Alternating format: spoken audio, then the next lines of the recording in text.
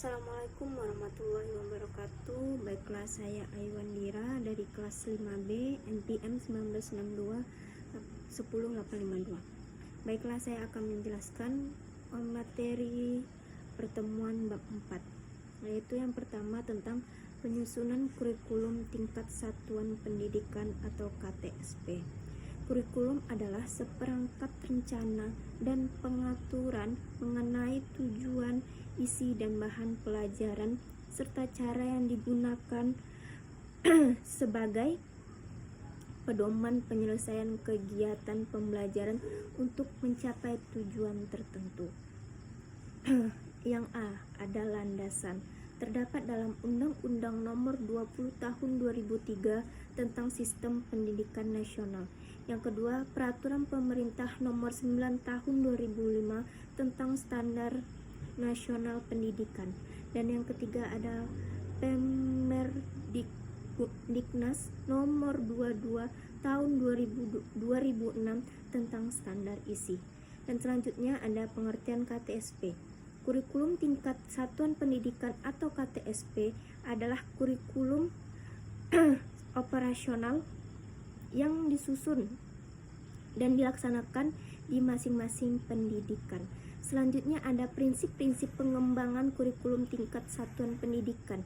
KTSP dikembangkan sesuai dengan relevasinya oleh setiap kelompok atau satuan pendidikan di bawah koordinasi atau supervisi Dinas Pendidikan atau kantor Departemen Agama Kabupaten dan Kota. Selanjutnya yaitu KTSP dikembangkan berdasarkan prinsip-prinsip sebagai berikut.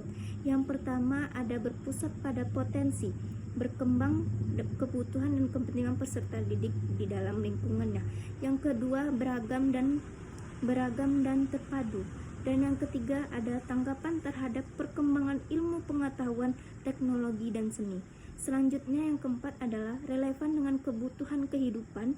Dan yang kelima menyeluruh dan berkesinambungan atau saling berkaitan. Yang keenam belajar sepanjang hayat. Dan yang ketujuh ada kepentingan seimbang antar kepentingan dan kepentingan daerah. Selanjutnya yang D yaitu acuan operasional penyusunan KTSP. Yang pertama adalah peningkatan iman dan takwa serta akhlak mulia. Maksudnya adalah akhlak mulia menjadi dasar pembentukan kepribadian peserta didik secara utuh.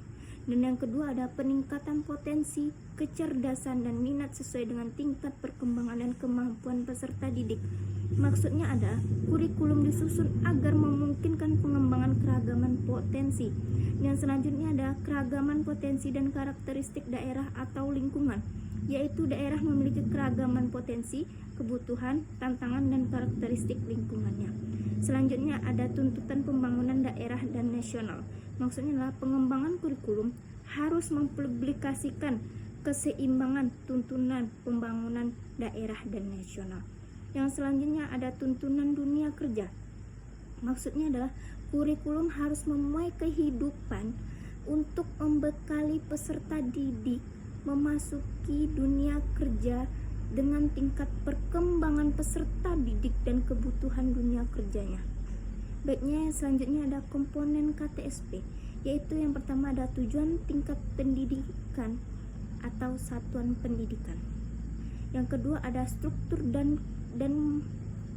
dan muatan kurikulum tingkat satuan pendidikan. Ada mata pelajaran, muatan lokal, kegiatan pengembangan diri, dan lain sebagainya. Selanjutnya ada pengembangan silabus. Maksudnya adalah silabus adalah rencana pembelajaran pada suatu dan atau kelompok mata pelajaran atau tema tertentu yang mencakup standar kompetensi dasar, materi pokok atau pembelajaran dan kegiatan pembelajaran.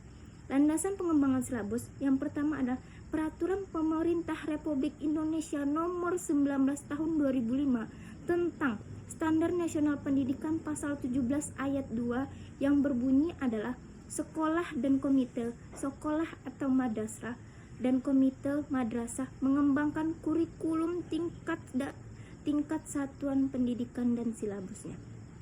Dan selanjutnya adalah Peraturan Pemerintah Nomor 19 Tahun 2005 tentang Standar Nasional Pendidikan pasal 20 yang berbunyi, yaitu perencanaan proses pembelajaran meliputi silabus dan rencana pelaksanaan pembelajaran yang memuat sekurang-kurangnya tujuan plan pembelajaran.